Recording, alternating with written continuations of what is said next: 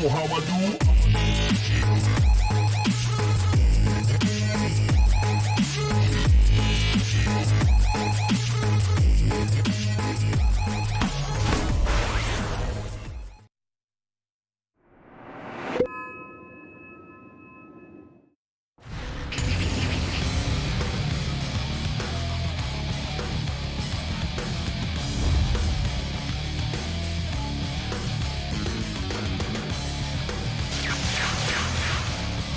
Let's get cracking!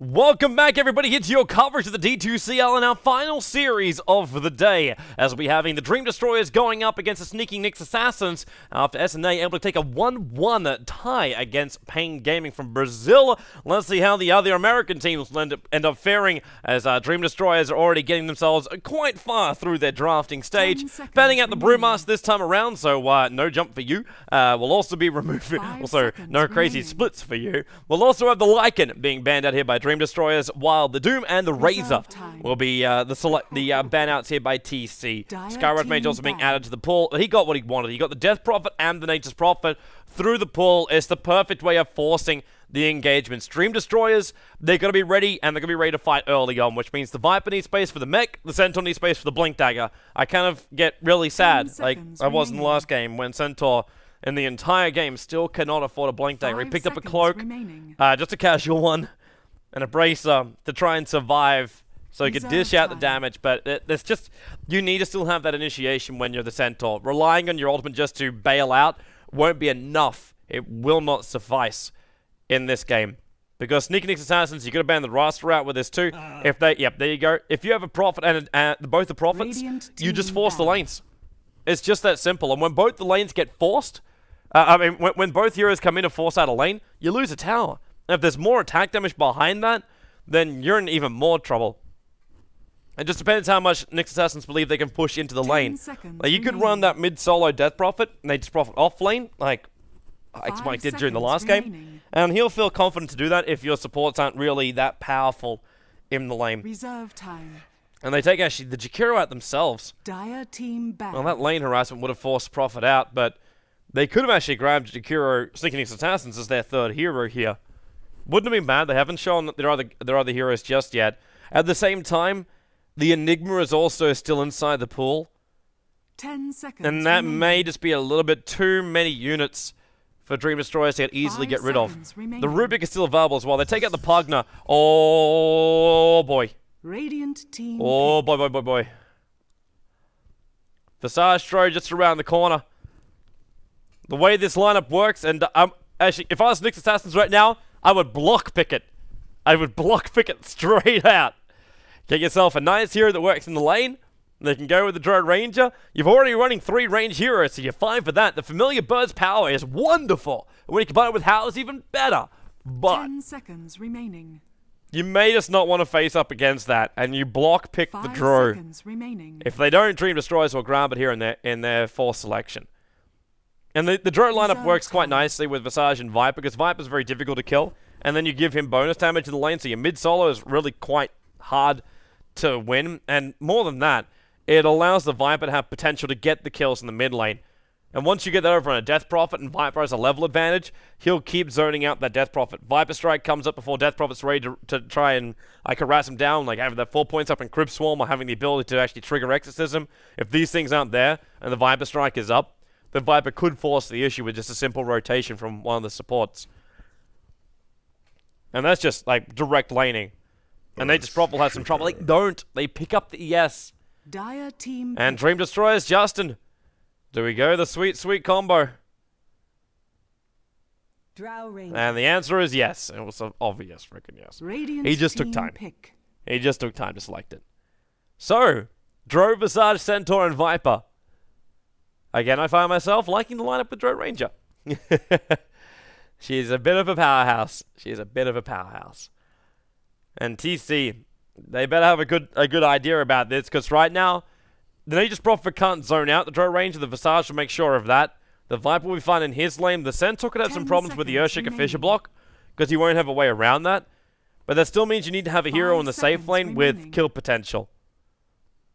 Someone that can have enough damage against the Centaur, and then also another follow-up stun. They could try and battle for money, where you pick up something like the Doombringer and the Enigma, and then they just man mode down the lanes, with those guys having mech, which frees up Prophet to buy something a little bit more aggressive. Death Prophet could also buy the mech, but then again, she also would want to go into a Yule Scepter, which is where the Enigma frees up the item slots for both the Prophets. But they need to be able to push, and push hard early on. Well, that Drow Ranger is just going to sit back and farm up. Even early on, like, maybe they just look for some lane rotating, but up against the Visage and Drow Ranger, the Urshika will not be enough. Neither will the Nature's Prophet unless you're running an aggro tri-lane and Prophet TPs from the bottom lane. Then you'll have 4 heroes to try and gank up that hero. You take out a tower and you just keep moving. You just keep moving forward. That's another way you could approach it. And TC's running out of time. 10 seconds on the board. And with 5 seconds to go now, TC. Remaining. Choice. An SD. Dire team ban. Mirana ban should be the final one here. Those long-range arrows using SD Disruption to set up. The other option is it's an Invoker. And they use SD Disruption Catcher with the Sunstrike combination. But it is a nice way to have some level of counter initiation over on the Centaur, and the Purge over on Drow is going to make it very difficult to move around. And that'll allow heroes to get in nice and close. The Urshika already wants to have enough space to get himself a Blink Dagger. But they're going to need good kills to really make that happen. So I'd say Mirana or Invoker will be the last heroes which really flag for me in this. I still love, too, the Faceless Void not getting selected. You have a Death Prophet and a Nature's Prophet, and you still do not select a Faceless Void up against a Centaur to boot. Like, that's still the current chrono, not the new one on the way. Even though, with that restriction of movement, restriction of the radius, it's not as critical. Well, the fact you haven't even taken him out. The SD pickup was the only thing that made that flag for me in my brain. Because I was sitting there going, well, what do you really use up against a Death Prophet? Well, there's an SD, but normally that's in a combo to actually stop the Faceless Void from doing damage. So it could have been a block support hero. But at the same time, getting SD over on Dream Destroyers wouldn't have been happening. Not with the Visage and Drow Ranger. Like, I'm still feeling the Rubik is going to be one of the greatest pickups they can get. There's a lot of great abilities out from Sneaking Assassins. But, Dream Destroyers, they're taking a very long time for this one. I put 2 options forward. We'll see if one of them's going to be it. 10 seconds remaining. And Mirana will be the ban. Mirana will be the ban. Radiant So they made the choice. Ban. We'll see if the Invoker still slips through as that 3rd core.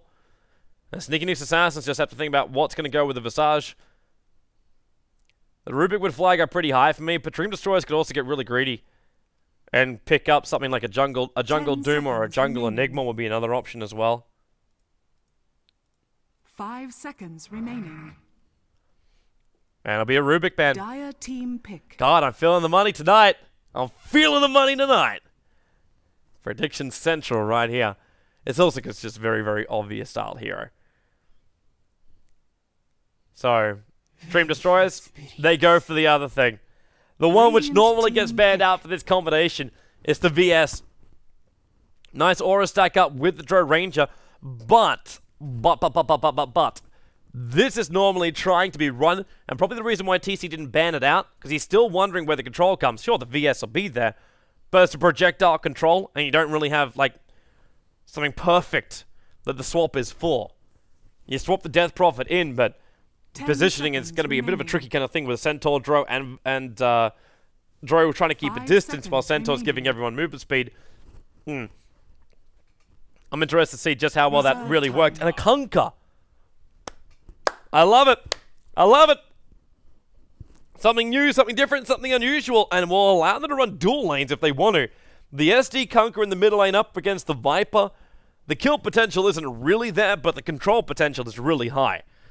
The kill potential is going to be there when the Earthshaker goes for a roam.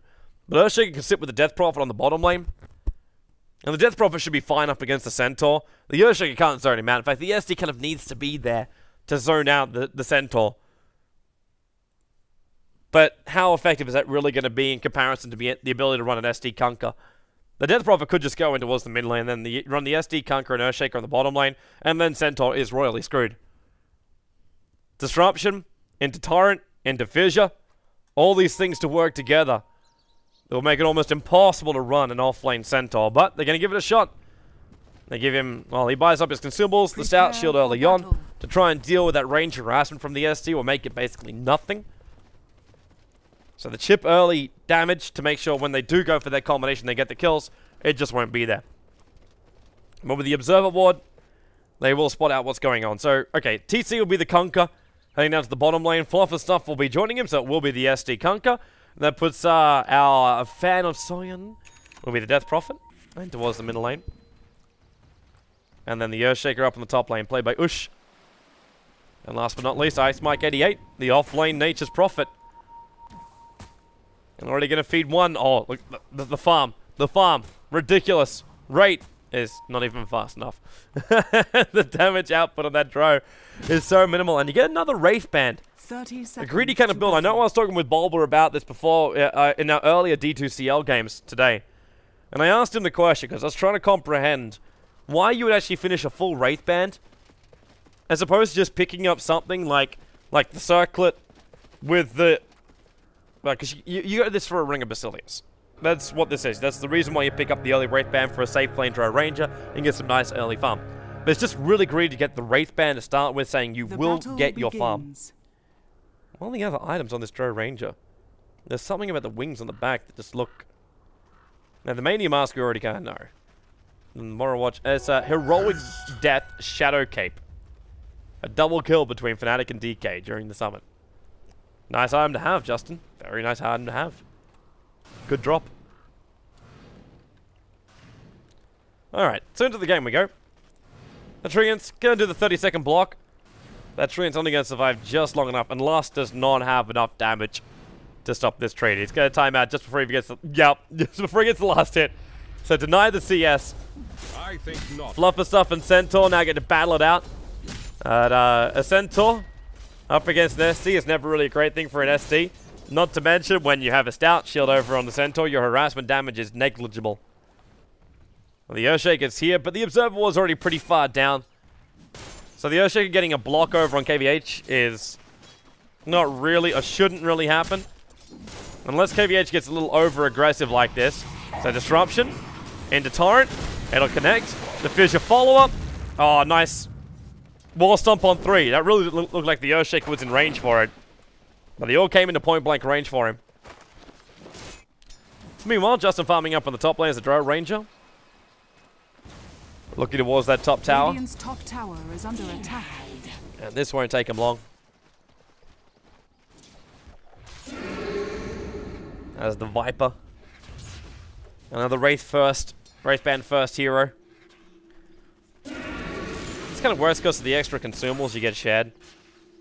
He's just trying to battle up against that very, very annoying Death Prophet. And they're pretty even on CS. I really are trying to use the Drow Ranger this early on. Like, you're pushing into the tower instead of throttling the creep wave. I know you got no choice because IX Mike 88's been really good at blocking up the camps. And again, we see this control from him. He controls up that pull cam until the 2-minute mark, and then just lets it go. That's by that time he expects like his Observer Ward to get dewarded out here. And he also switched it up by putting the ward up here. Denied. So, no reason to be a little bit too predictable in your lanes. Frost Arrow slow. I'm still waiting for the new Drow Ranger Frost Arrows. She got buffed. So good in that. These off-laners are going to be so careful about how they run their lanes. The Fissure, wrong side. He's out. He's out. Home and host at the safety. But TC's getting a lot of space to farm up. But again, so is the Drow Ranger. So is the Viper. The Death Prophet a little bit behind. But to be expected up against an early Viper. Your Crypt Swarm does a lot of harassment damage, as well as the ability to farm. And having a DD rune also helps. But there's just little advantage that you can gain fully up against a Viper when he can just harass you out and burn your life points. Lost unable to find that opening. I wonder if he's a Full Metal Alchemist fan.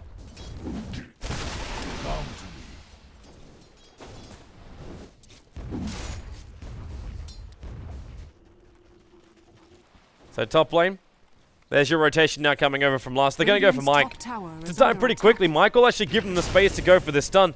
But the follow-up, the Grave Shield's too far away. So Mike's back to his tier 2 tower. And DD find themselves rather deep under this tower. In fact, Justin's going to take a lot of harassment damage from the tower. Switches the aggro off as quickly as he can.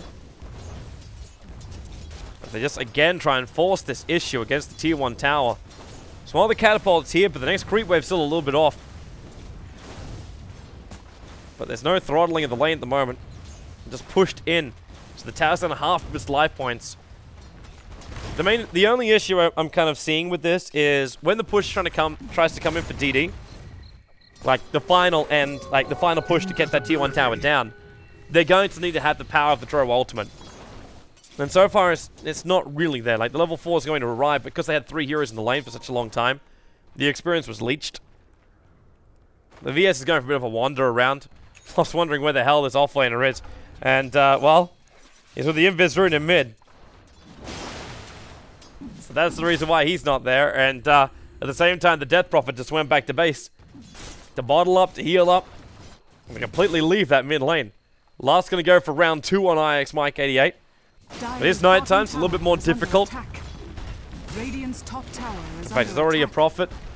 He's wanting to TP in. But they're going to come and defend the top lane. At the same time, Death Prophet's arrived. Nature's Prophet's going to team up. There's a lot of damage pumping into that Death Prophet.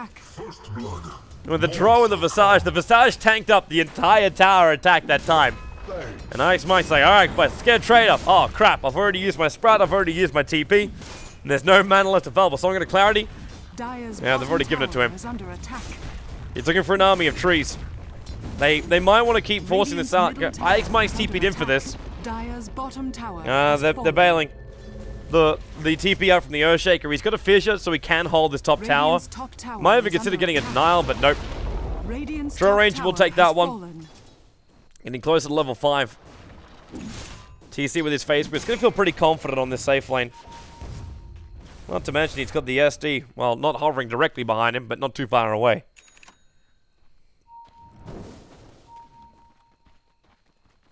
And there's your lane throttle. This is only going to be for one of them, though. Like, it's going to be so the wave doubles up and then pushes harder into the tier 2 tower. Which gives more experience, because it's only a single pull. That's why I'm saying that. Oh, actually, no. He still had that tree down. I thought without the tango, that tree was already back up again. But not to be the case. So Fluff does actually get the full denial of the creep wave. And TC's trying to keep it at bay for now, but he's realizing he'll take too much damage in order to do such a thing. So decides against him. There's Viper now finally, not enjoying the full Drow aura. Went 3 points up in the cold arrows instead, so the Drow's got more lane presence, but isn't giving as much as a buff, much of a buff over to the rest of the team. There's one thing you should notice when Cloud9 runs their Drow Ranger combo. They level up the Drow aura a little bit earlier. So you just get like 1, maybe 2 points up in the cold arrows if you really feel it'll make a big difference.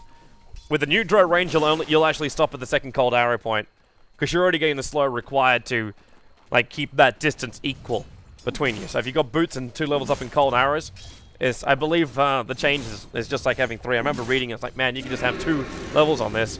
Put the 1 point up in Gust, everything else goes into your ultimate and aura. And then you can level up either. As the cold arrows in the later portion of the game is, yeah, that's when it's nice to have that really, like that extra slow. And this Centaur is not looking too healthy. He can finish up Tranquil Boots now, which is nice for him. But he still wants to get this Blink Dagger, so if he can avoid Tranquil Boots, he would. But I get a funny feeling he can't, really. Buys a TP score, there's a lot of experience in the bottom lane, which he wants to get to. The pings are already coming out saying, yo, there's a lot down here. Centaur's going to come down, and he does buy the Tranquils. So he didn't feel like he avoided while on top lane. Visage, the Fissure to start with. Disruption, Catcher, Torrent. The Familiar Birds will buy some extra space, but the ship's coming in as well. And Yusham, he will get mopped up. Familiar Birds. Looks like they're not going to hang around, or are they? Not really. A little bit of extra damage. VS in the meantime. A VS for a Death Prophet underneath the tower with the Viper. Getting the last hit there. Death Prophet's still got the experience for killing off the VS. Radiant's middle tower But the Viper is the one that gets the bigger one. Brings down the Death Prophet and gets the solo experience for it. Looks like there's another top lane push going to come. This will be a tier 1 tower again. Mike 88 is waiting the perfect time to move up. So it looks like he's going straight into a Blade Mail.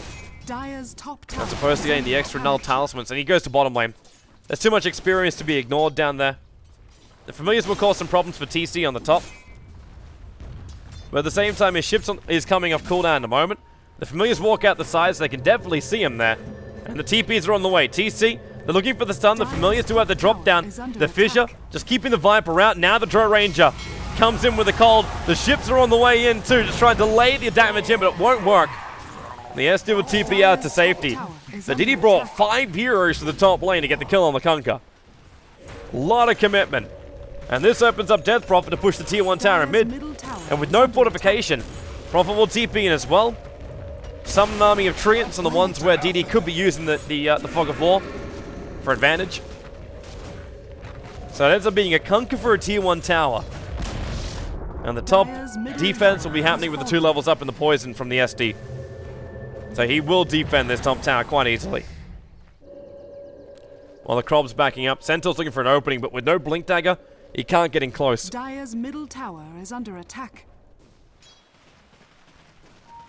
But Nyx Assassin's bringing back that net worth. Experience still going the way of DD. But somehow I don't think that's going to last for long. It's actually an Orchid build from Prophet. Thought it was a little bit weird he had the Robe of Magi in there. That's the first kind of thing. So instead, who is this Orchid really meant for? Like, if it's meant for Centaur so he can't get the Orb Stomp off, well, that's nice. It might just actually be meant for the VS more than anybody else. Roshan's being attempted. The SD's got himself an Invis Rune detection. We have none. Sentry Ward's down here. We have none. Fluff and stuff can walk in here and have no problems whatsoever. The Viper's coming in with mech. He hasn't been scouted out. Fluff's waiting as long as he possibly can. The tree will scout the fact they're coming in. The Wrath of Nature does connect as well. Roshan low, Fluff, he's going to look for the steal. The courier, she's delivering him a Soul Ring in the middle of this. The Urshick can try and TP out. He'll tick out inside the base anyway.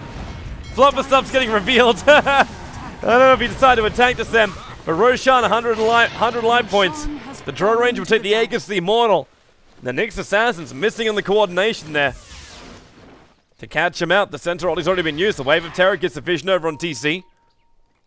But Didi with 2 heroes down. Both the supports, of course. But they look to force the mid lane. While up on top lane, Mike 88 is looking for the trade-off.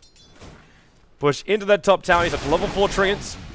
So the tier 1 tower, it will have to fortify if they want to protect it. But they may just let it go. Oh, there's fortification from both sides. It was just going to be a trade-off. The Centaur's on his way up, but the Treants will bring down the tower. He can attempt a denial, but Prophet stuck around to try and attack.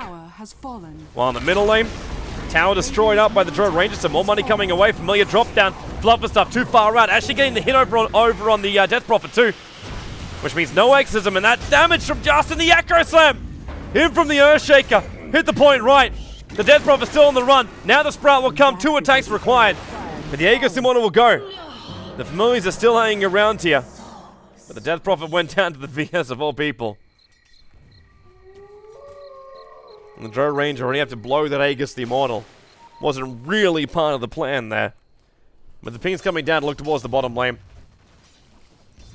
That Urn Charge is what it was from the VS. They got the kill over on the Crob. Bottom tower is under attack. And there's your TPs coming down to defend from the Earthshaker. Needs the money, needs to find that Blink Deck. It's still got into a really good position for his stun. But the Familiar Birds plus the Haste Rune VS. I'll be looking for a quick scan out for the Earthshaker. The Wave of Terror will reveal the position anyway. Earthshaker. I mean, Centaur. A little bit low on life there. He's so close to having his Blink Dagger too. To wait a little bit or sell both branches. He sells both branches. Someone buy this man a TP scroll as well so he can come to the bottom lane. The VS is already here. The Centaur. The Visage will join him. And looks like he'll just have to walk out the old-fashioned way. Blink Dagger for the Drought Ranger is now up. Just enrolling in the cache. So casual lifesteal for the moment. But the Blink Dagger is such a great item for these team fights. It really is for the Drought Ranger. You just need to keep your distance. But also during the team fights, you need to be able to have that chase ability. Now, Centaur runs out, blink, hoof stomp, fluff, dead. Very, very, very simple pick-off. Still just a support. For the first time, they reveal that Blink Dagger and they committed the Centaur ulti. While on bottom lane, Mike88 is trying to defend. He managed to pick up one of the familiars down here. So it might be time for a resummon from the Visage. Yep, there it is. Brings the two new ones in towards the mid lane. And they're going to look to try and bring down that tier 2 tower.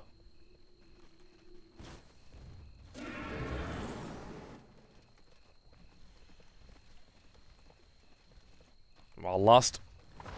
Mike's out a long way. Going to TP now. Lust. Wave of Terror. Swaps. Gets the first cancel. The Sprout will come up. He can't see in. He's already used the Wave of Terror. So he couldn't use it for vision to see inside the Sprout. If he did use it the first time, he never would have known that Mike TP'd out. Would have been searching the trees for a while. But at least I know he's gone. And then it just becomes a push onto that tier 1 tower in the bottom lane. While Death Prophet's got the creep wave there. Still only a level 1 ultimate. But they're looking towards that mid lane.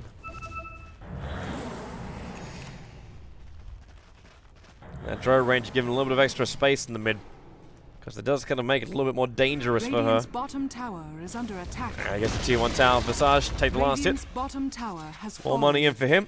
Well, still a lot of money in there for the Viper. 1800 gold. No reason to build into a Ring of Basilius when the Dro range has already managed to pick one up. So I could just be looking for a straight Yasha into this Viper. Or we go Aghanim Scepter build. 15-minute Orchid now for Mike88. I really want to see who his primary focus is during the team fight.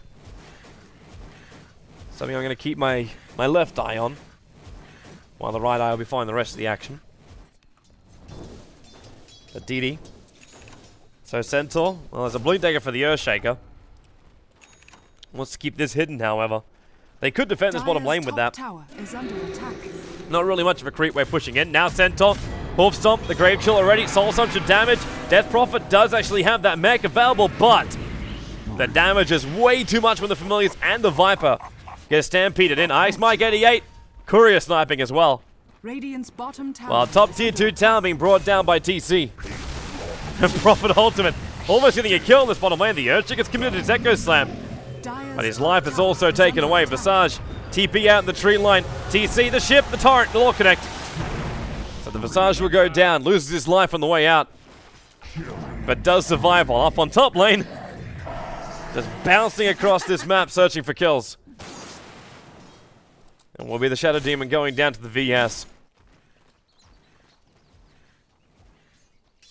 So some nice farm coming in there for Lust. Going to give a level 2 ultimate up for that VS very soon.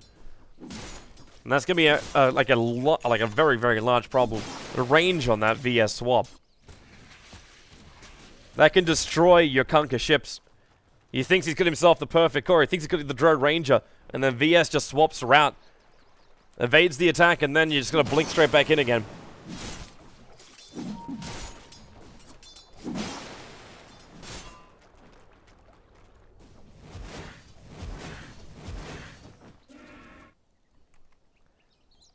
A Battle Fury for TC?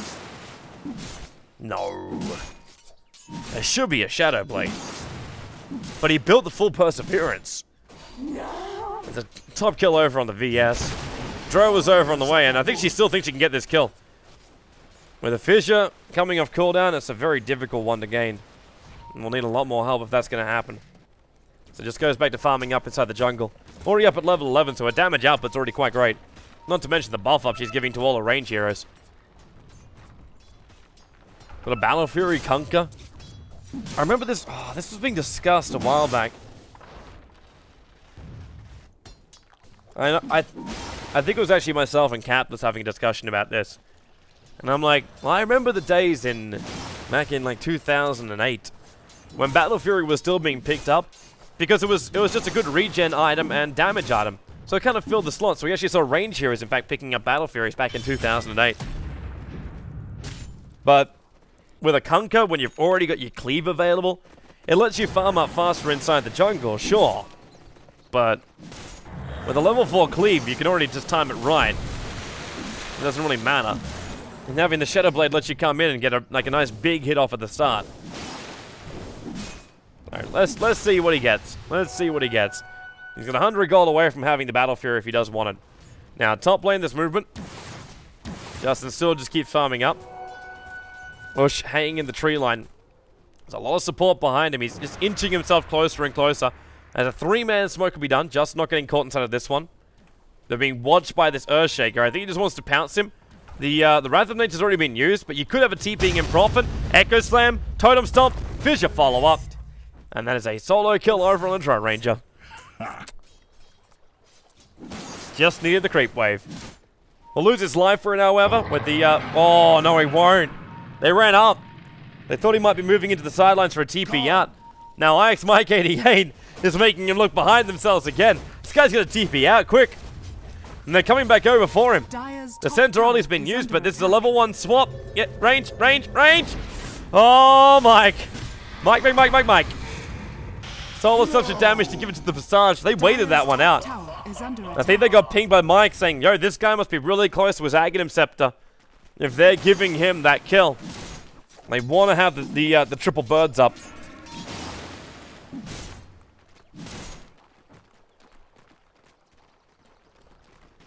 And the push will be coming towards that tier 2 tower now on the bottom lane.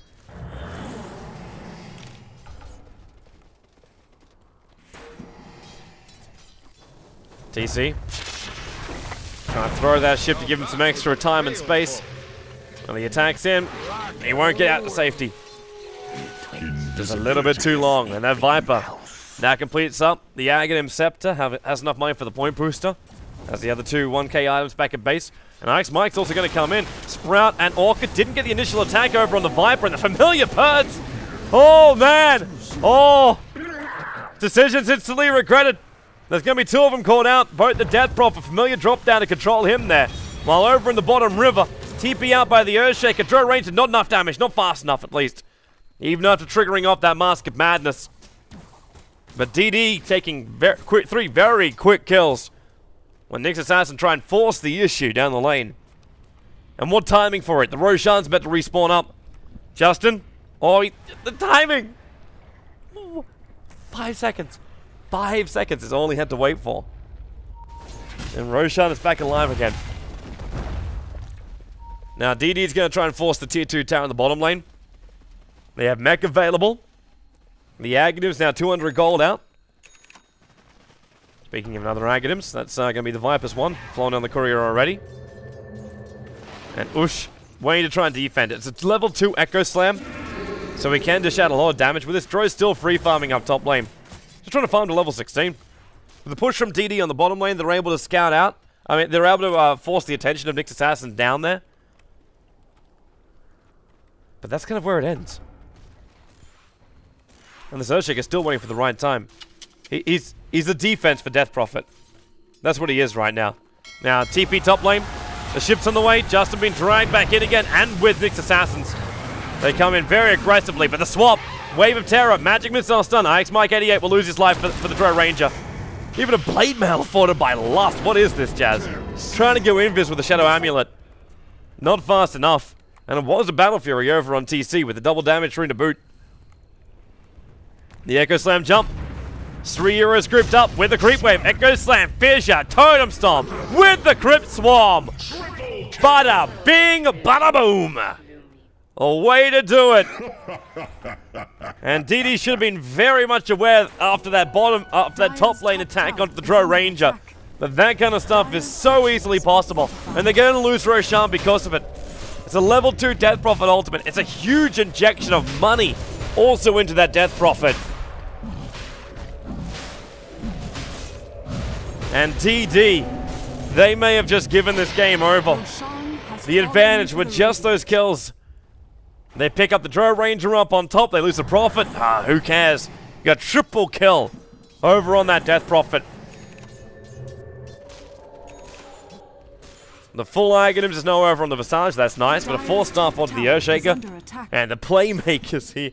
8 assists does not show how important that this guy is right here. The Sneaky Nyx Assassins. Dire's top tower has been denied. So the top tower gets denied, but right now, I don't think they really care. They're still limiting the access now into the Dire jungle. That tier 2 tower goes down the middle lane. The Drow range is going to feel very, very claustrophobic. And Justin comes to the bottom lane instead. The Yasha being built up.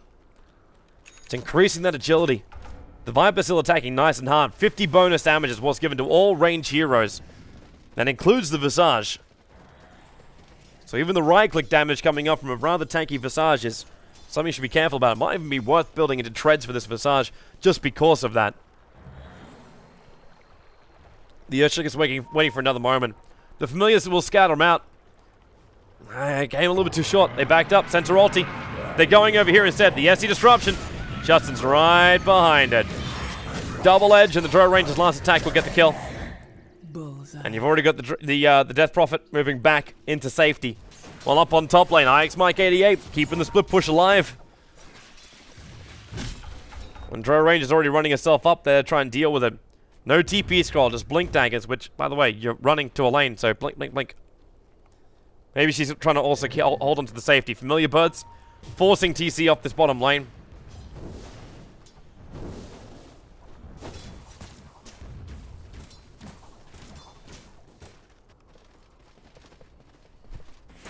So the Centaur still gets to keep having himself some fun.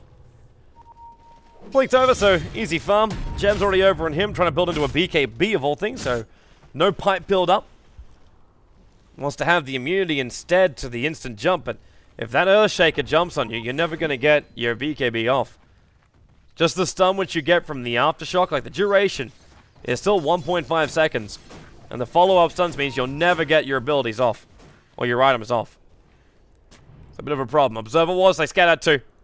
The jump up can happen. The Fissure already on the Viper. X marks spot, gonna make sure he stays where he is for both Torrent and Ship, which connects on the Visage. The center ulti, he jumps in for the Hawk Stomp. Nice location, but that Death Prophet ulti, there's your Echo Slam hit in. The Death Prophet back to Wild Living, brings the mech to the team. The Ghost Scepter as well, buying out the space away from the Drow Ranger's attack. The Viper Strike will be triggered, and TC will tick out from this one, but it's the Aegis of the Immortal. Ice Mike Eddie it'll pick up the double kill here. Into the Shadow Blade and away to safety. Real classic item on a Nature's Prophet. But saves him from death in this engagement. The SD Disruption from Flopper Stuff, the perfect timing again from him. I expect nothing less. I'm going to abort the time for just the Death Prophet ultimate to do some serious work. Top lane Drow Ranger. He couldn't get himself in range for the stun. Now the Orca comes in. And that's from IX Mike 88. He can use the Sprout to scout out for it. And we'll see Justin in the tree line. Can't TP out, but Justin doesn't care. The damage output from him is already so high. The mid's still battling out. The Gust pushing it back. Justin knows he's there. And bought some space. Fluffer Stuff, a little bit of trouble for him. The Blade Mail already over for last. The Familiar drop down. All three of them too far away. The Torrent, gonna miss. The Double Edge, doesn't. Not from the Centaur. And Drow Ranger right behind TC. Wrath of Nature will connect that hit. Very high for TC, but the Orchid, that's the Nature's Prophet back at work again. But the VS will get the kill instead. And Justin has to hide the tree lines for the moment. He'll blink out in 7 seconds time. I think he's more worried about the Wrath of Nature being off cooldown in a moment. But they've still got a lot more time up its sleeve. And by dragging the... I suppose she can life leech now. 2.6k gold. That's basically mana. That's if it's not just me a casual Yasha and going to something bigger for the Drow Ranger. That's probably going to be no real problem for the mana style. Apart from the fact that it does still help the Earthshaker. Hey! Whoops! Whoops, whoops, whoops, whoops, whoops. Magic Missile stun. Familiars, they've got their drops. The SD Disruption going to buy the space. And they're moving back out. Yuzam, it's cancelled up. That TP away. Despite the Fissure, so decides to turn the damage in. But the Earthshaker's right behind him. Actually building into an Aghanim Scepter now on this ES2. X Mike forcing the issue up against the Centaur. But he'll be forced back. Well, a DD rune now in for the Viper. How long until Roshan's going to spawn? Nah, still another 2.5 to 3 minutes before potential time. Justin does decide to finish up the full mana style. Well, before TC tries to aggressively blink to find the creep wave, but that's still a while away. And he wasn't blinking himself up to the high ground either, so he had the vision. The observer one up here was watching out for it. I assume he just lost sight of the Drow Ranger for a moment, so he couldn't go the X into combo.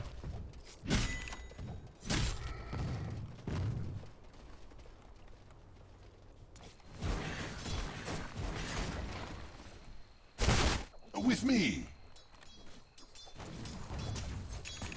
So, meanwhile, back to our farm. 16-22, quite a large amount of kills. The Sneaky Nix Assassins getting the upper hand again as far as the gold. I say again, they had it for 2 very short periods of time. A DD, you can see the change in that fight. That's the triple kill right there. That's the triple kill on the Drow death. Which changes up the momentum of this game completely. Alex Mike 88 is also getting close to his side device, while the BKB KVH is now completed. But they have to come in for an opening soon, Justin. Well, the fissure's being thrown. He can see that. But they blink themselves down. The Gus on the fluff and stuff. That was meant to be an initiation onto this VS, who's still got Blade Mail available, and now your Echo Slam jump in. VS needs some help, but, well, actually, it's going to be the Drow Ranger after the swap. Trying to get around to safety, but just too much damage. And now with the Exorcism, DD might be regretting this fight. The VS coming back into it, but the Torrent instantly hitting onto the jumping Viper. TC just plays it perfectly, and the Death Prophet ultimate gets maximum effectiveness until the VS finally comes in and puts him down. The Centaur right behind IX Mike 88, and just blinks into the hoof stump. There is no saving himself inside the tree line. As the Earthshaker blinks down, away to safety, same with TC. The buyback's only being used by the VS in that engagement. But it is 20-25 now. The passive farming ends. And that's a better fight for Sneaky Nix Assassins. They still lost a couple of heroes here and there. But they get more and more farm into their cause. The Kunkka and the Nature's Prophet looking very good. And the Death Prophet's already up at level 16. So she kind of brings to the fight what you want anyway. Top tower is under attack. Apart from full tank ability. Bottom tower is under attack. But you got the plate mail, so you got a lot of armor and the mech and the one charges and the Ghost Scepter. The only major problem you're going to have is if you're going to have Soul Assumption flying in while the Ghost Scepter's turned on. There's Familius. TC, trying to go further. The X-Mark spot will finally drag him back, just in case there's some problems. We also have to remember the other very, very, very, very, very cheap combo, which could happen. Which is the fact you could do it with the Tinker before, but you could do it with the Nature's Prophet in this game. So what you can do is, with both the Scythe of Ice, as well as an Orchid, and the Shadow Blade, what you're capable of doing is X-marking Nature's Prophet. He triggers his Wrath of Nature, TP's in for the kill, does as much damage as he possibly can. At the point when he would basically die, you X him back in again. It's basically a free get out of jail free card with that X-mark spot, the way it was reworked. And they could do that with him. They could also do it with the Earthshaker. Jumps in, throws everything he's got, then they just X him straight back out again. Which means the Earthshaker 100% lives, but he's walking around with a Blink Dagger and 4 stuff. I think the Earthshaker feels quite comfortable with who he is right now. Pushes on the way from Sneaky Nix Assassins. Just a couple of Treants doing some scouting, as well as an SD a long way up. He's looking to plan down the aggressive observer wards, which he does do now. Pretty sure he got spotted out, but the jump will come in. TC already being hoof stomped up, and they get the Hex over on the Centaur Wall Runner. But Justin's the primary man they want dead. Fissure as well, they get the kill. The Echo Slam still available here for the Earthshaker. The buyback comes out from the Drow Ranger, and the X-Mark spot was not going to be there. He blinks up into a little bit more of a safer position. The Death Prophet will be brought down. And then a blink, half stomp. Call out IX Mike 88. Defensive disruption, but won't be saving Mike. Actually, it will buy him time to kill off the Centaur. The Viper just kept running. Now he sprouts up. They got nowhere to see him. 54 life points. Mike's out to safety. Justin was still on the hump, but all they got was the ST.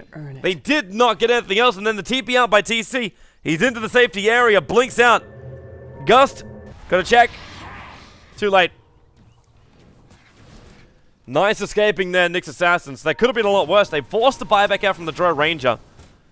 But right now, I don't think that's really as instrumental, apart from putting the Drow Ranger's, like, buyback on cooldown. It stops the major next item coming up from her. But she's already giving what's required to her team. And even the Viper's walking around now with a Reaver almost full heart. This, yeah, Roshan's already been started. X, Torrent, they're going in on the Viper. Ix Mike's going to come in, keeps the Hex over on the Viper. They're going to need a little bit more support, the Sprout, and also the Orchid being used, so Lust can't save his teammate completely, but then Justin comes in, Echo Slam jump! Push perfect on the mark! The VS going to swap him straight back in again, try and make him pay for his crimes. Ix Mike getting a TP out, the Familiars, they had the drop downs, but Yushim having a little bit of trouble microing them up perfectly. They're going for the kills instead. The Blink, he was searching for a Shadow Poison kill over onto the Drow Ranger. Not going to find it, so getting stunned up, and the Familiar's right behind it. And with the Centaur to do the tanking, Ix Mike 88, he's got Orchid, but he's also visible on the hill. The Familiars are coming up. Justin can actually life leech into the tree if he wants to. But Mike getting cocky. He has the Shadow Blade, which is why he's being a little bit more elusive. But the heals there for the Drow Ranger. Still another 3 urn charges that can be given over.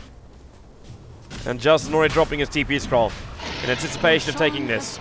Whoops, hang on. Yeah, not the one he wanted. Cheese. Centaurs.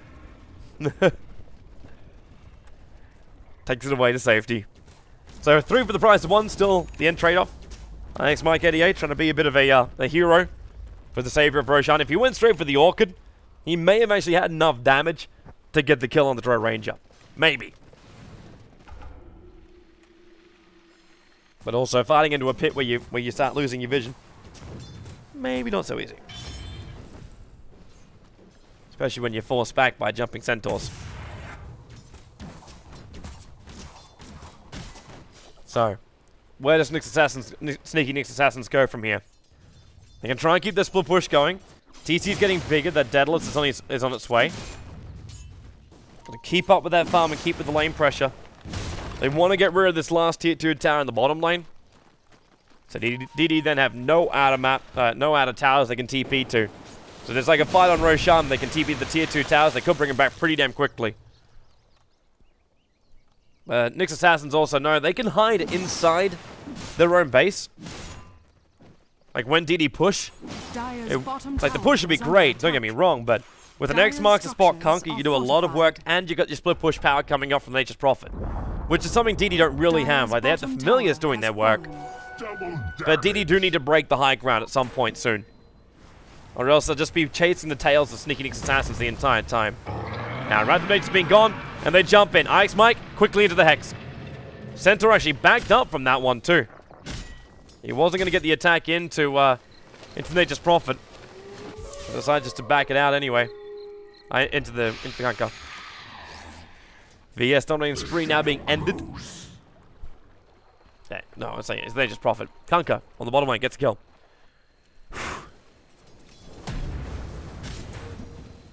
And Justin, 2.4k gold over on him. A lot of money to be spent. I really want to know where he's going to go as the next item. He's got the Mask of Madness. I would assume Butterfly would be a big choice for him. But at the same time, with the damage which is coming out from Sneaky Nyx Assassins, the Butterfly may not be the best choice for him.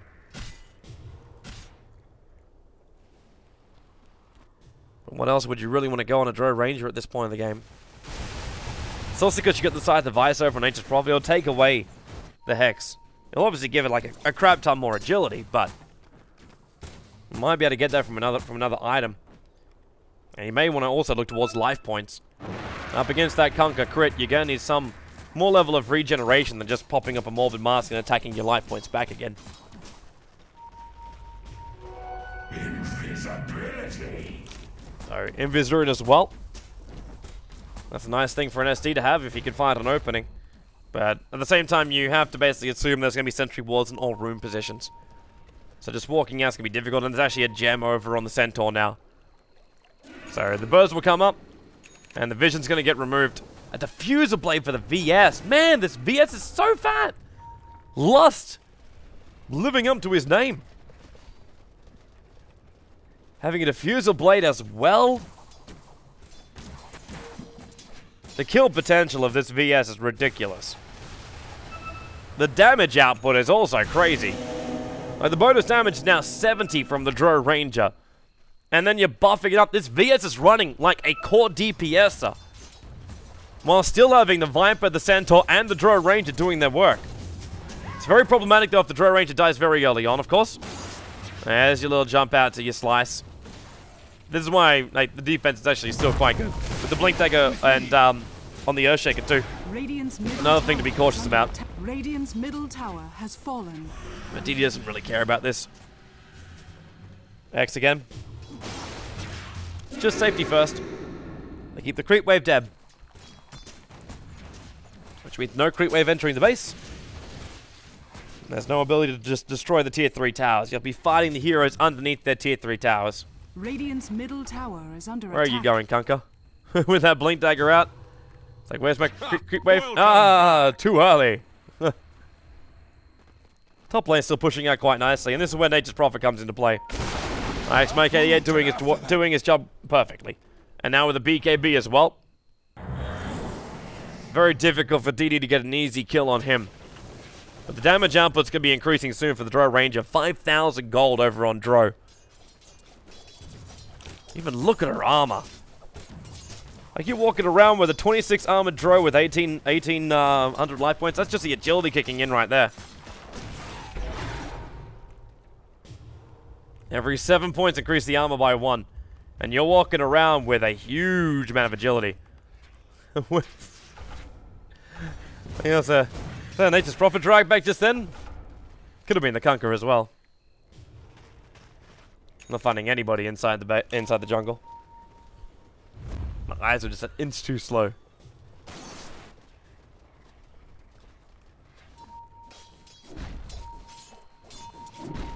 And Aghanim still taking some time for Ush to finish. 5-5-14. So 19 out of the 24 kills he's been involved in. Not a bad record for him. Now Centaur ulti, blink down, half stop, they got Mike Invis. The gem's making it so it's very, very visible for him. The X marks spots trying to make sure the Centaur's going to have to remain here. But to what real avail? With Nature's Prophet down, DD was now going to look to breach the high ground. The Centaur ulti might be on the sidelines, but he's still got so much DPS coming off from this. Kunkka will try and keep him out with the Crypt Swarm damage as well. And already Ush, he's keeping the split push going. Drops the fissure, keeps the push going. He can TP back right now and pick up... Actually, can't even pick up his Aghanim Scepter. He's going to attack the tier 3 tower. With Totem Stomp, he actually does some nice damage to this. The first TP is already on the way. Blink Dagger, TP's out. Once he realized there was a reaction coming from DD, he stopped them from pushing high ground. And with also the Tidebringer moved with the X marks and the Crypt Swarm, the amount of damage that DD could have successfully done to the tier 3 tower in the middle lane would have been less than what the Earthshaker would do. Because they didn't even, they chipped the tower. That's all they did. While the Earthshaker, he actually bit into it. It will be the butterfly for Dro Ranger. It will be the butterfly.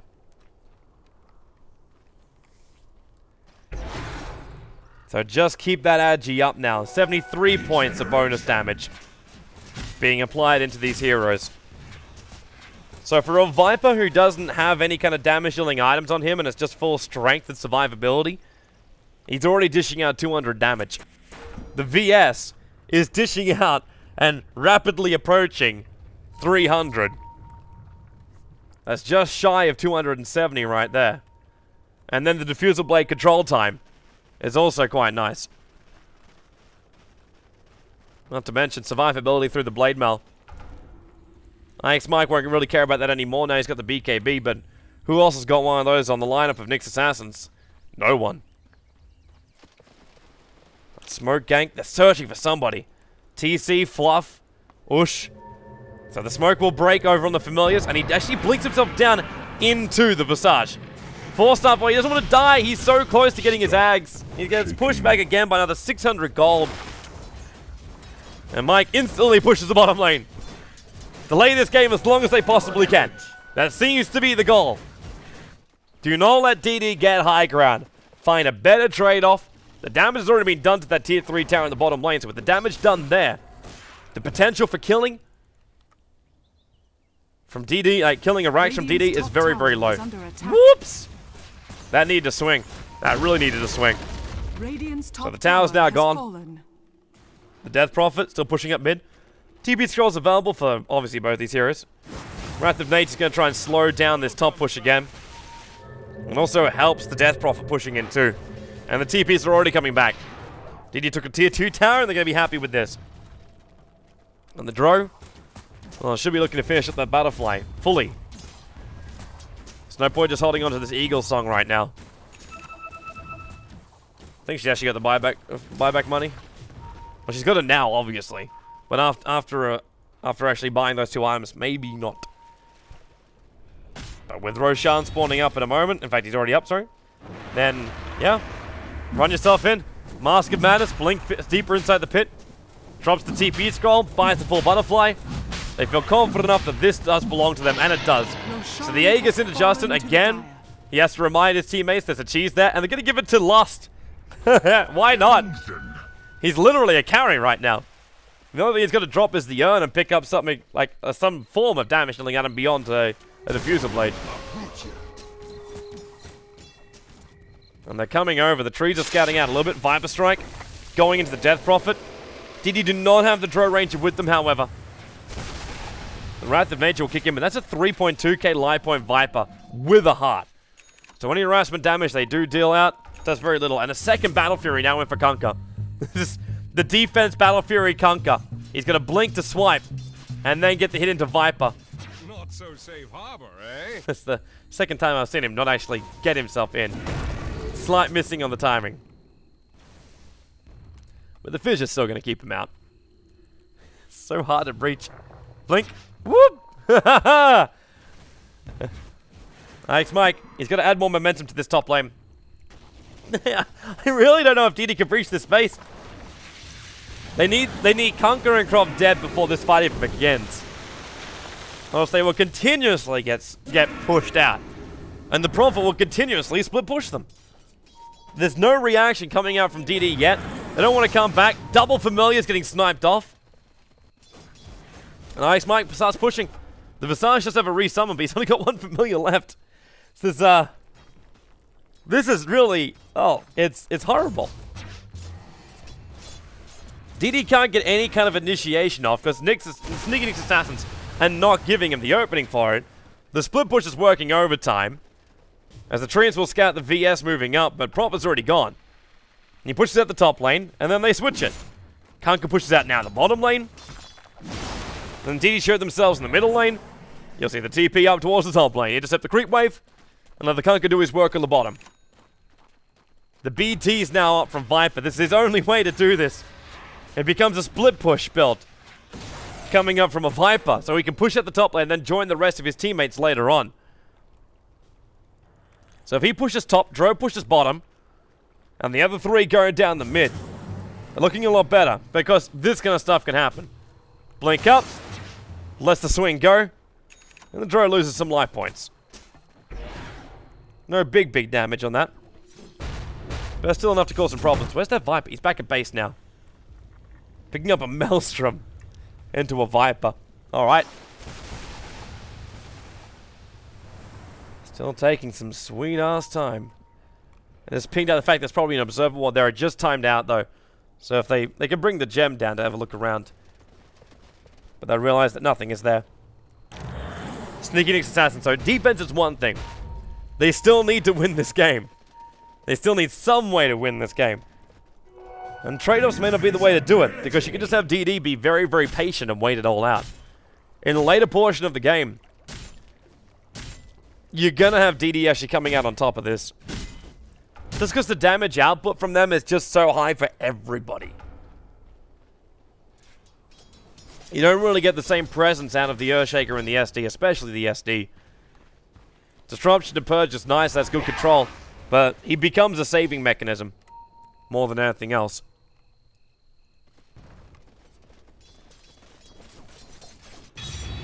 So BT's been purchased up on all, well, just 2 of the heroes at the moment. Dro Ranger. 3.1k gold now on her. Potential BKB selection next. The Mask of Madness is letting him move quite freely across the map. It's the Centaur. Oh, they're going to send ulti up. Mike. All too far to the side. No, they got him. Blink up over on Luster. Catch him out of position. 90 seconds on the sideline. He will have buyback available. But Sneaky Nick's Assassins have to keep these other lanes pushed out. Roshan's a long way away from spawning. And then the Aegis are still in Justin. This is going to be a push. Force the buyback out from the Prophet at least. That has to happen right now. Then you'll have a 2-minute death timer. By the time they reach the mid lane, it should be 30 seconds. So yeah, you should have, well, actually only half that time's added. Still be a nice death timer on it. The attack from Kunkka, just failing a little bit. He came from the east. While on bottom lane, you got the Death Prophet who's really looking to push that bottom lane. With Shiva's Guard and Reaver, there's a lot of life points behind her. And the Kunkka will hold the mid lane out. Attacks, almost kills Justin off. I say almost, at a half life. The Visage isn't looking too wealthy either. And now Death Prophet, there is fortification, but just gets a TP back. And the cycle of rat continues. This is just, this is a horrible game for DD. It's a really, really horrible game for DD. The next level of this is still going to be when TC starts using this on a Nature's Prophet. And he buys something like a level 3 Necro unit. So what you do is you just jump in, you trigger the Necro units, you trigger your Treants. And you let the lane push and you get dragged back straight away. These familiars enough they're just sitting around here trying to scout, snipe off the next big item. There is a blink taken now on IX Mike 88.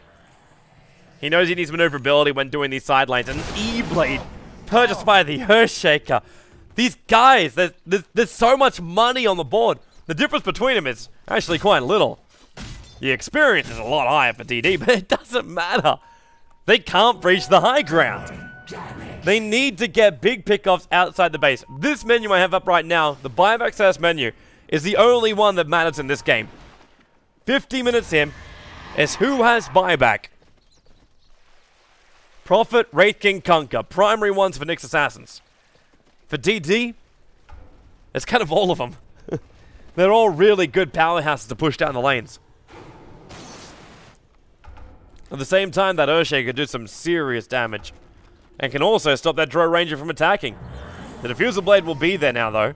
But even if you jump out, you get that perfect Echo Slam, you Diffusal over onto the Drow Ranger, you're amplifying all your follow-up damage. And that's magical, that's a little stop magical, and magical. So if you're quick enough, you could even E-Blade before you Echo Slam. You'd be bloody quick for that. But the Drow Ranger would have no answer to it. Because the Drow's walking around with no extra life. In fact, I think this Mask of Madness kind of has to go for a Satanic. Just judging by the amount of damage that comes out from Sneaky Nick's Assassins. And what are we going to get? 5.2k and we hold the money. Roshan, potential spawn time now. 45 seconds away. The split push continues. Nice Mike 88 with 5.6k gold. Last system 1 walking around with the cheese blade mail. And all 5 buybacks are available here for DD. The heart now will be completed over on the Death Prophet, so a lot more survivability coming into these engagements, but up against the DPS, the Drow Ranger, and what Drow Ranger gives to everybody else, it's very little effect. In fact, you just see it too when you combine it. We actually haven't really touched on this after the draft, but you combine the VS Aura, so a damage bonus of 36%. That's why she's hitting so hard with 149. The damage is being increased doubly into the VS, which makes her the DPS that you're searching for. The BKB will be purchased by Justin. Invisibility. And what else are we going there? A Mjolnir? What's that color for that one? That's gonna be that. Yeah, that's the Viper. That's the Viper. He can buy the whole thing as well right now, and still have money for buyback. 2,000 gold should be more than enough. I know we're 52 minutes into the game, but it should be enough. Smoke and Obs World's coming up. That's going to be for the SD. At least the Observer Wards are. As now even VS is able to pick himself up BTs. Completely actually sacrificed money for this. And a Rapier? We have a Conquer Rapier. Well, I suppose when you do have the ability to blink yourself in and pull yourself back out again with an X marks the spot, why not bring yourself close to, not hitting, close to 700 damage? This game has gone from crazy to just lunatic. That's what this game is. Centaur gets himself a heart. So we now have 3 hearts across the board. Everyone's got farm. And I'm looking at TC using himself like an Ember Spirit. That's what this build is. It's an Ember Spirit build apart from the Blink Dagger. And the Blink Dagger so he can get himself in range for the X marks the spot. That allows him to say, you have a defensive spirit behind you. That's what this is giving you right now. A quick jump into slice. Just like that. And the Viper just sits there going, what the... I had a creep wave. Once upon a time, in a land far, far away, a creep wave doth existed. Then a conqueror appeared and a torrent flew over. And the creep wave was no more. It's about bedtime anyway, so the story time should be coming out. Justin back to his farm. 2.6k gold over on this Drow Ranger now. There's no holding back here, Justin. Buy whatever you can. Buy whatever you can. I think they're just waiting for the Drow for the Roshana spawn. That's all they are waiting for. It's almost, it will actually be the max spawn time. That's the reason why they're sitting here going, why is it not up yet? Mjolnir farming for a Viper with 3.8k gold in this one. I'm wondering if we're getting to a point where the mech actually doesn't help him. If it's worth giving that up. Now, gets revealed. Roshan is alive and kicking. Drow Ranger, where are you? Hovering around but not jumping in straight away. There's no Observer Wars. Now she jumps in. And you are seeing a Satanic. So sold the Mask of Madness and buys up the Helm of the Dominator. Roshan has fallen. And now the Aegis, the Immortal. There we go. They're all standing on top of it, so it's impossible to see. But the Aegis, the Immortal has now arrived for the Drow Ranger. So I actually saw the Blink Dagger with that. That's the reason why she's got the extra slot for the Aegis, the Immortal. Can't buy the full Satanic yet. Still short by just over 1,000 gold. Fluff and stuff. I'm not 100% certain. I think he's just waiting for the Nature's Prophet to help out. So if someone does come down here, you just blink yourself out, get the Disruption Catcher, and you're good to go. I think DD now realized too, they just have to, they can battle backdoor regeneration. They have the damage output required for this. TC, however, we're going again. Swing, swing. He's looking for the line on the Viper. Swings, just out of half-life. Keeps attacking. They need to breach this base. The fortification's available. The familiars are going to come in. Dro's triggered her aura already. And the fortification will be there. Monkey King Bar. Now being purchased up by IX Mike 88. The Viper, the one on the front line. CC, another swing. Takes out one of the familiar bursts, but the melee Rex finally goes the way of DD, taking 56 minutes to do so. And the Centaur oldie, they're just like, run away! Run away! And they successfully do so. The mid-rank has been claimed and they don't lose a hero. The damage output from TC is just not high enough. We need another Rapier. Replace those phase boosts of his. He still needs the Blink Dagger, because he needs to reposition himself at the start of the fight. But they should really start looking to use Nature's Prophet a little bit more aggressively with the X marks the spot as well. Because that means DD will be looking behind themselves all the time. You got the Conquer, the defense from the front side, you got the Nature's Prophet that does it from the back side. Regeneration.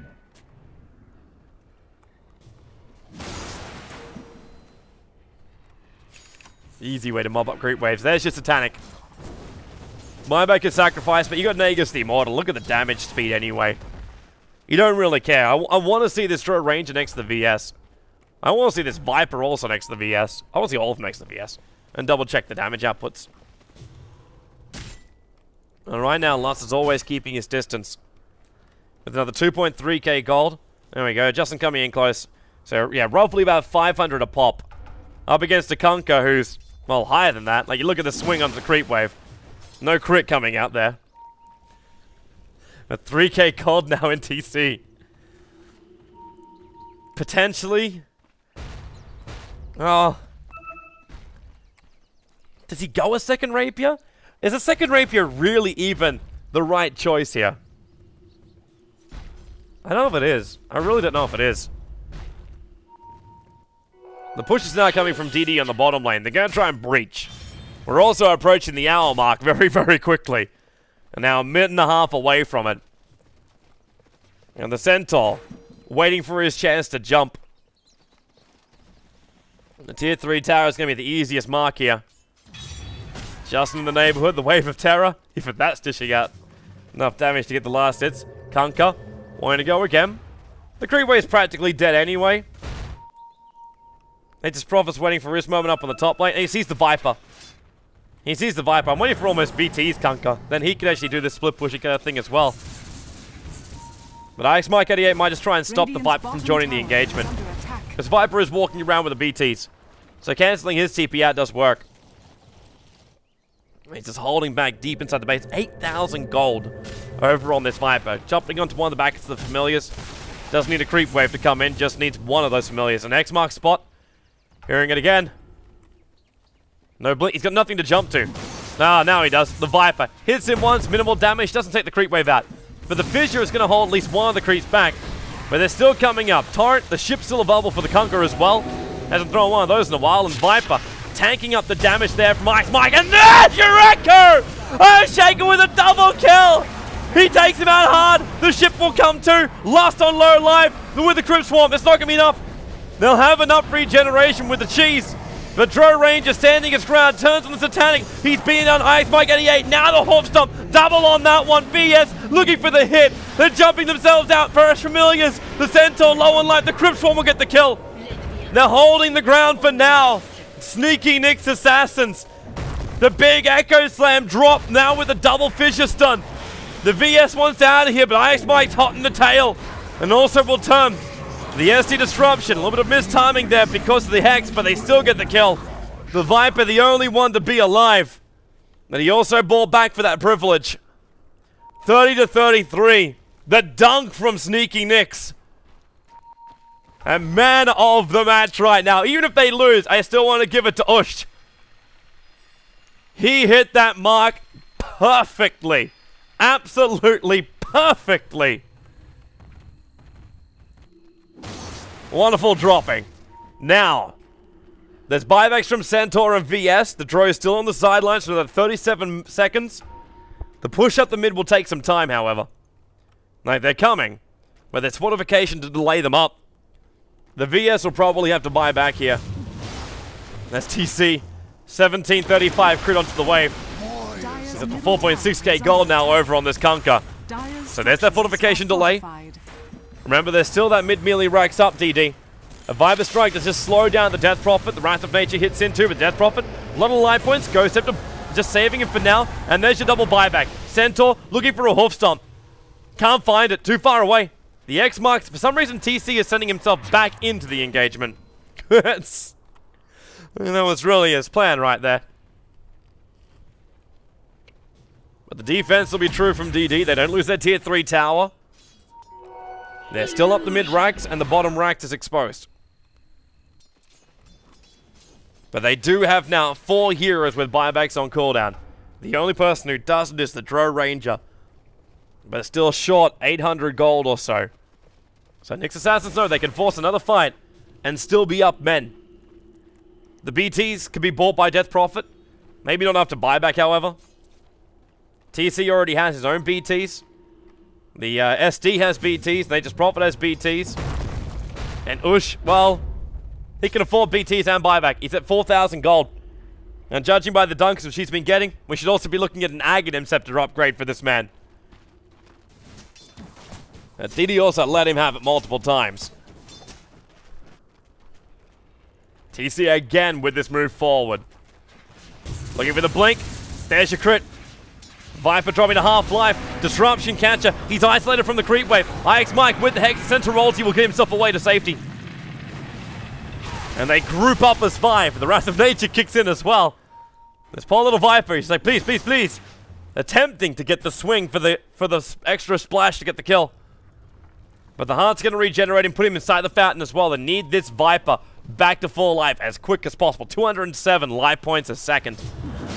And TC back in for another splash. 6,000 gold over on this Kunkka. The Centaur moving forward. This kind of feels like bait at the moment. And they force-staff him away. Is this meant to be a Daedalus for him or something? Or is this like a very late game blade mail? The damage would be reflected into the Kunkka. Yeah, it is. It's a blade mail. This is a 63-minute blade mail. This does not happen often. But when you get a lineup that's got no BKBs, why not? You're pretty tanky as it is. I don't think Kunkka can kill himself on that, but like his line points are at 2.4k, so that should be fine. The Familiars are the only thing leaving the base now of DD. Remember, they've still got the melee racks down in the mid. So while that's up, the pushing of Sneaky Nick's Assassins up the middle lane, I would say it's difficult, but you got a Kunkka. There's no real problem for this. It's still a Kunkka with a rapier.